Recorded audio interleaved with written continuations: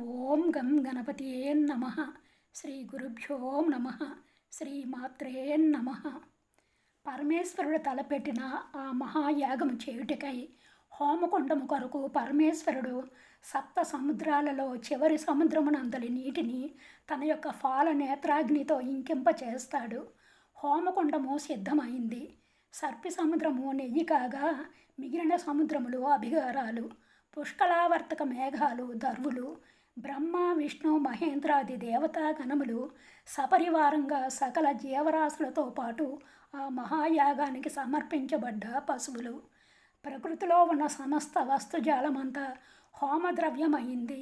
ఆ మహాయాగానికి హోత పరమేశ్వరుడు, యజ్ఞపత్ని పరమేశ్వరి. యాగము మొదలైంది. పరమేశ్వరుడు తన త్రినేత్రముతో హోమాగ్నిని ప్రజ్వలింపజేస్తాడు. బ్రహ్మాండంలో ఉన్న సకల దేవతా గణములతో పాటు చరాచరములన్నీ హోమకుండములో పడి ఆహుతి అయిపోతాయి. యాగము పూర్తి అయింది. బ్రహ్మాండము అంతా శూన్యమైంది.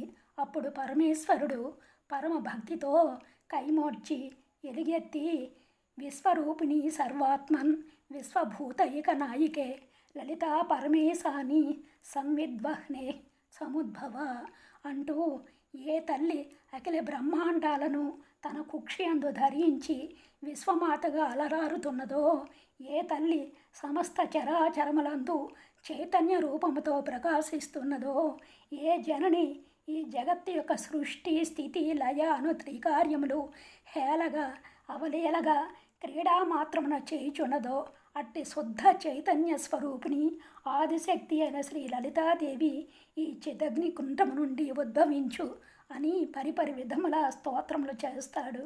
అంతటా శంఖనాద ధ్వనులు, ఓంకారనాద ప్రతిధ్వనులతో దశ దిక్కులు మారుమ్రోగుతుండగా ఓంకార స్వరూపిణి అయిన శ్రీ లలితాదేవి ఆ చిదగ్ని కుండము నుండి ఆవిర్భవిస్తుంది. ఆమె ఎలా ఉన్నదంటే, సహస్ర ఉదయ భానుల ప్రకాశముతో, త్రినేత్రములతో, చిరుదరహాసముతో, 4 చేతులతో ఉండి, పాసము అంకుశము పుష్పబాణములు చెరకు విల్లు ధరించి అవధులు లేని అతిశయ సౌందర్య రాశిగా ఉన్నది.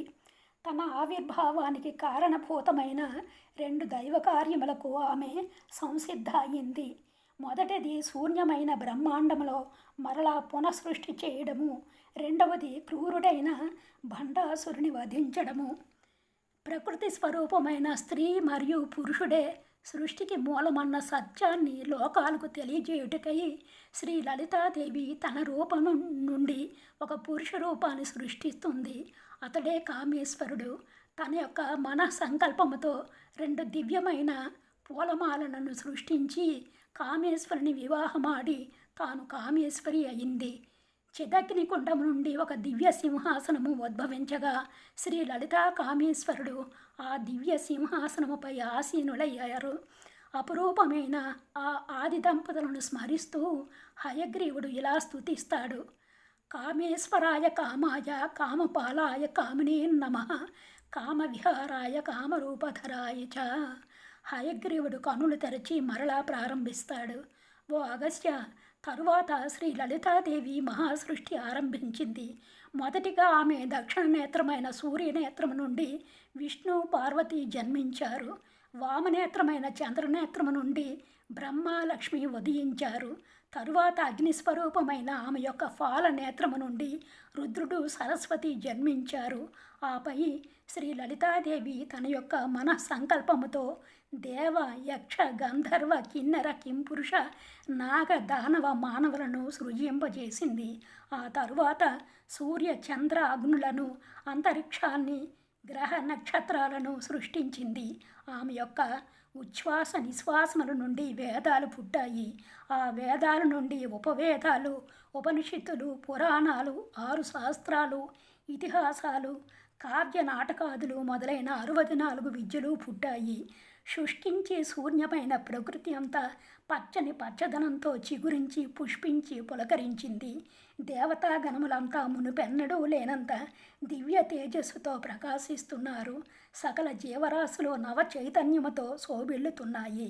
బ్రహ్మాండాలన్నీ ద్విగుణీకృతమైన కళాకాంతులతో కలకలలాడాయి.